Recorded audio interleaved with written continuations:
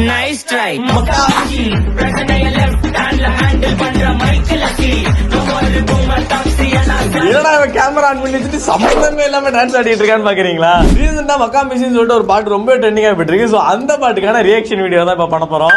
வாங்க வைப் பண்ணலாம். Welcome to the vibes of Harris மாம்சே.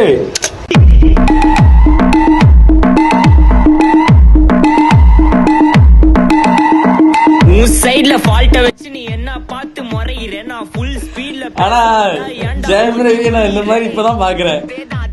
பாருங்க சீ முடிச்சு அப்படியே லோக்கல்ல இறக்கிட்டாங்க. நீ என்ன பார்த்து முறையிற நான் ஃபுல் இத நான் ஆல்ரெடி 4-5 தடவை பார்த்துருந்தேன்.